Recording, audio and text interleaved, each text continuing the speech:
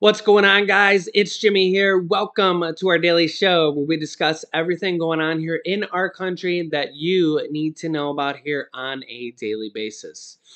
And boy, whoever prayed or hoped for a white Christmas, hopefully you're getting it, because boy, this storm is hitting and hitting hard. It's currently where I'm at here in Ohio, -5 degrees, and has a wind chill of -30 degrees.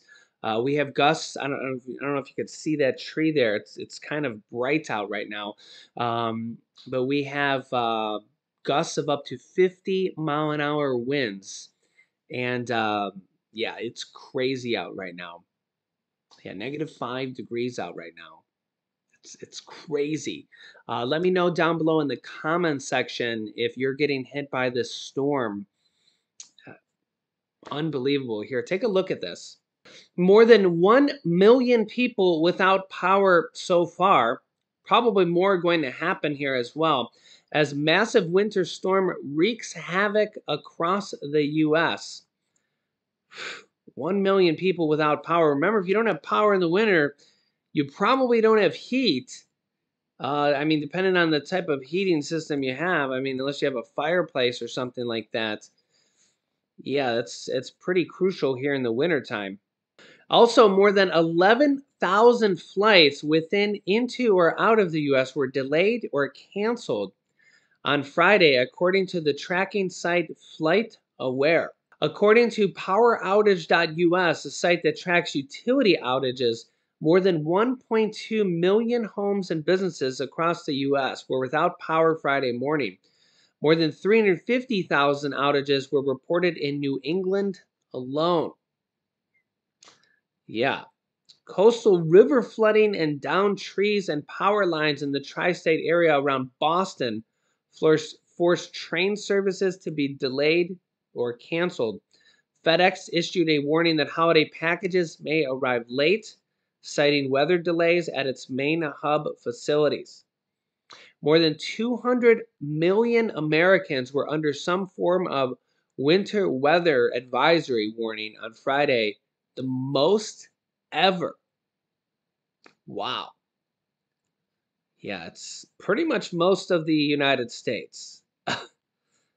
Unbelievable. Here, take a look at this. Take a look at that split screen. NBC News correspondent Shaq Brewster's in the Midwest, where a blizzard warning is now in effect. NBC News correspondent Marissa Parra has the latest on the bomb cyclone that's heading to the East Coast. Shaq, we are going to start with you and your ski goggles as this blizzard is sweeping through Michigan, where you are right now. I'm just going to let you take it away. What are you seeing? Well, I'll tell you, we are really feeling the impact of this massive storm here in Benton Harbor, Michigan. Just so you get a sense of where it is right across the lake from Chicago. And you mentioned that blizzard warning that is in effect. Well, this is what it looks like. Believe it or not, this is an area that hasn't seen a blizzard warning in some 6 years, nearly 6 years since its last blizzard warning. So you have the snow. They're going to be getting a lot of snow here, up to 2 feet of snow in some places. You go to different areas, they're going to see more than that. And this snow combined with the wind, I'm sure you see it in the picture. That is why you have officials, Michigan State Police, saying it's too late to start any Christmas travel right now. Stay off the roads, because what happens is you have the snow, you have the wind whipping around the snow that is already on the ground. That creates for those whiteout conditions, very low visibility on the roads at this point. And then, guys, I can't let you go without talking about this, the temperature here. I have to shake off the thermometer, but the thermometer says about 4 degrees, maybe 2 degrees there. I'll tell you, you factor in the wind chill, it feels like 22 degrees below zero. Truly, truly frigid conditions that folks here in the Midwest are dealing with. Shaq, you're a trooper, and with all that wind and snow, power outages are a real possibility. But with this Arctic blast we're experiencing, like you said, freezing temperatures could be life-threatening. What should people do if they lose power in the storm? Yeah, you know, officials say it really starts now. If you have power, if you are watching us right now. Make sure your batteries are fully charged. Make sure your phone is fully charged. Check those batteries for things like flashlights, for radios. One other tip is turn down the temperature on your refrigerator right now. Make it as cold as possible. That way, if you lose power, you can still preserve those items. If you do lose power, you want to dress in layers. Dress in those layers, close the doors to the rooms that you don't use, put a towel underneath. You want to keep that heat in as much as possible, keep it insulated, because yes, we talk about the wind and snow, but the temperatures is what makes the storm so dangerous, especially if you're not protected and especially if you lose power. Last power report that we saw, there are a few thousand people who have lost power throughout the state, so that is a lower number. But remember, they're expecting the highest wind gusts to come later today. Here, we're expecting about 60-mile-an-hour wind gusts. So that is when you have the most danger of those tree limbs falling and more power outages. So stay ready by getting ready, and that will help you keep you safe. Shaq, we are going to let you go and try and warm up for a little bit. Marissa, that is your crystal ball right there. You're looking at Shaq right now and thinking, okay, is that what's coming to me? Whiteout conditions, big temp drops. What is it you're seeing and what is it you're bracing for right now? Well, we're bracing for a lot of what we just saw in Shaq's live shot. For those of you who are watching from the Northeast, like where we are right now, we've made our way on the roads from D.C. through Maryland, through Delaware, now to here in Pennsylvania. And it's just been rain, and more rain. It's been a pretty gloomy holiday travel season so far, at least the last 24 hours. But we know that that is soon about to change. Yeah, those images of snowplows are coming our way. We know that we're going to be seeing that soon. Those Arctic temperatures expected to hit here in the Northeast actually sometime within the next hour or so, expected to last throughout the afternoon. So for those of you who have been watching, for those of you who have been trying to make your holiday plans, just keep this in mind. What we're seeing right now, which is precipitation, the rain that just moved in the last 15 minutes, could soon turn into freezing temperatures. And Marissa, we know the airports are already a mess today. If people are going to drive for the holiday weekend, is it too late to head out at this point? Well, safety officials, of course, are going to wish that you've already done that. They're, of course, going to say that, yeah, maybe the time has passed if you're trying to fly or drive once these Arctic temperatures move in and conditions get pretty unsafe on the roads. But I will say that so far from what we've seen, there have been a lot of people taking to the roads. We know the majority of Americans who do holiday traveling, 90%, 102 million Americans are projected to be taking to the roads during the holiday season. And we saw a lot of them. You're looking at video of what we saw on the roads. So take a listen to some of the people that we caught up with as they were trying to get their last-minute travel plans in before the weather moved in. How does it compare to years prior? It's a little worse. You know, it's crowded out here. I'm so happy to be on the road, though, instead of on a plane. Yeah, we've been driving since 5 o'clock in the morning. Driving 55 miles in a road and 70 miles road, so it's been crazy. A lot of rain, a lot of people in the road, so we gotta be careful there. Yeah, so, I mean, we had a over 40-degree drop here in 24 hours, and we have tens of thousands of flights canceled, more to be coming, and we're going to see a lot of packages delayed, a lot of people expecting those last-minute packages coming from Amazon, coming from Walmart, coming from various different places. Probably going to put a damper on Christmas presents and last minute, things coming in the mail. You'll have to tell people that Santa got delayed because of snow. You know, sometimes even Santa has to deal with winter weather conditions. I think there was too many people praying for snow this year.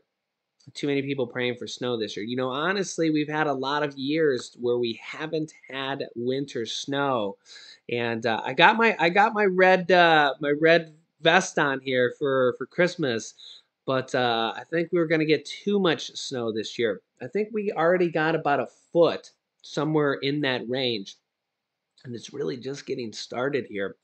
So, yeah. Some places are just kind of getting the beginning of the storm, which is kind of where we're at. And yeah, I think I even seen a headline that said This will be the coldest winter or the coldest Christmas, sorry, the coldest Christmas for Florida. Yeah, I seen a I seen a meme that said for all the people that moved to Florida from Ohio to get away from old man winter, Merry Christmas. Yeah, yeah. So Merry Christmas. Um, yeah, when we were, we'll have a special Christmas Eve video here for you guys tomorrow. We're gonna have a double trivia question for you guys here in that video. I'll have a trivia question for you guys here in the next video as well, where we're gonna have giveaways, cash giveaways, and keep that in mind here for you guys as well. But yeah, when we were in, we went to Disney here, I don't know, like a month or so ago for my wife's birthday on November 11th. Which was, it's actually Veterans Day. And we had a day or two where it was cold. We had to wear like hats and stuff even as well in November. But now, completely different story how cold it is. So even Florida kind of gets those days where it's a little bit iffy here this year. But now it's just freezing. And I know that Florida has those days where the crops, they have to like but I think it's going to be so cold now that I think crops are going to die and stuff. Yeah, so we'll have to see what happens. You can see my tree moving over there. Very, very windy out. And, millions of people already without power. Okay, so the Senate has passed the $1.7 trillion government funding bill. The House has to pass it now. They're going to try to pass it here tonight and then send it to President Biden's desk. There's a bunch of changes, last-minute amendments. We'll go over here in a second on this as well. Here's a kind of quick update to give you an overview on this. Take a listen to this. The Senate has passed the massive $1.7 trillion omnibus bill. After ripping through a series of amendments, it now heads to the House, but time is ticking. Lawmakers only have until tomorrow before government funding runs out. I want to bring in NBC's Sahil Kapoor. So Sahil, first let's talk about what's in it. Talk about some of these amendments. Yeah, a huge moment here for the Senate passing this massive government funding bill by a vote of 68 to 29, a broad bipartisan vote on a package that has been months in the making. This bill includes about $850 billion in defense funding. There's about $770 billion in non-defense funding. Some of the major provisions in it are $45 billion in assistance to Ukraine. No coincidence that Ukrainian President Volodymyr Zelensky was here talking to Congress last night, making his case for that aid money. It includes money for disaster relief as well. A major rewrite of the Electoral Count Act, that archaic 1887 law, to make sure that future presidential candidates cannot exploit gaps in the law to steal elections. And it also gives the Department of Justice an additional $200 million in the U.S. Attorney's budget so they can continue prosecuting January 6th cases as part of that sprawling investigation. Now, this happened after a potpourri of amendment votes, 17 of them in total. Some of them were bipartisan and some were taken up. Many of them were defeated. Some of the ones that were taken up include the Pregnant Workers Fairness Act. This is a bill that includes protections from discrimination for pregnant workers. It was a bipartisan measure led by Patty Murray, the Democrat, and Richard Burr, the Republican. There's also a measure, an amendment that was adopted expanding accommodations for breastfeeding in the workplace, another last-minute bipartisan measure that was adopted. And finally, Lindsay, the holdup, the 2 a.m. holdup that nearly set this bill to the side and complicated passage was about immigration, a last-minute demand by Republicans to have a vote on an amendment for Title 42. That Trump-era immigration policy. Democrats ended up finding a way around this. They offered an amendment of their own, led by Senator Kyrsten Sinema, that would fall short of what Republicans wanted to do, but also give the Democrats who wanted to show support for Title 42 something to vote for. Both those amendments failed. The coalition for this bill is intact. It goes to the House of Representatives next, which I would expect will begin acting on this very soon. Unlike the Senate, which needs unanimous consent to do just about anything quickly, the House of Representatives can pass this in a matter of hours with the majority. We are expecting this to be carried in the House with largely Democratic votes because Kevin McCarthy, the would-be next speaker, is fighting to torpedo this bill as he courts votes from his right flank to try to become Speaker of the House in a few weeks, Lindsay. These are the last-minute changes the Senate made to the $1.7 trillion government funding bill. Remember, this was passed with both Republican and Democratic support. The House has to pass it here today to prevent a government shutdown and have President Biden sign it here as well. Also remember here, about half of this money was, or a little bit over half actually, was just for to fund our military. Just to fund our military and all the branches of our military, over half of the money. Yeah, during the hours-long voting session, senators voted on a series of 15 different amendments, ranging from measures that sought to extend a Trump-era immigration policy, Title 42, to legislation aimed at expanding protections for breastfeeding workers. The $1.7 trillion funding package passed the Senate in a 68-29 vote, and now heads to the House, where some top Democrats are hoping for a swift package. The PUMP Act, which we talked about in that previous video here, extends some protections for breastfeeding mothers, passed with a 92-5 vote, calls it a win for new mothers, and that they should have the space to do that at work. Compensation for victims of terrorism. Added into the package is a bill sponsored by Senator Bob Menendez that will allow specific groups of victims of terrorism access to compensation fund for terrorism victims, from which these groups were previously excluded. They include direct families of the victims of from 9/11 and victims of the 1983 bombing of the U.S. Marine barracks in Beirut and the 1996 attack of the Air Force barracks in Saudi Arabia. The bill calls the Fairness for 9/11 Families had stalled amid opposition from Tom Cotton, Republican from Arkansas, over it did not include Beirut victims. The compromise was offered as an amendment to the 2023 funding bill and passed the Senate 93-4. This included authorizing the transfer of proceeds of certain forfeited property to help Ukraine. This includes possessed or controlled by persons subject to sanctions, like Russian oligarchs, designated by the Secretary of State or the Treasury.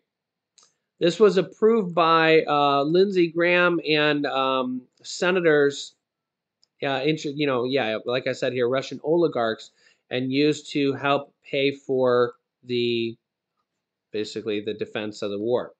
So let me know your thoughts here in the comments. As long as the House passes this here today, we will avert a government shutdown, and millions of government employees will not lose their jobs right before Christmas, and the military will be funded, and all the different things in this bill. Remember, this was passed in a bipartisan support, where both Republicans and Democrats voted for this. I know it's controversial on a lot of different measures, but I will keep you up to date here on this. So let me know your thoughts here in the comments. And thank you so much for liking and sharing, and click the subscribe button down below so you don't miss out on new videos. Happy holidays, Merry Christmas, Happy Hanukkah, and I'll keep you up to date here. You can click here to watch my newest video next. Thanks for watching, guys, and I will see you in the next video.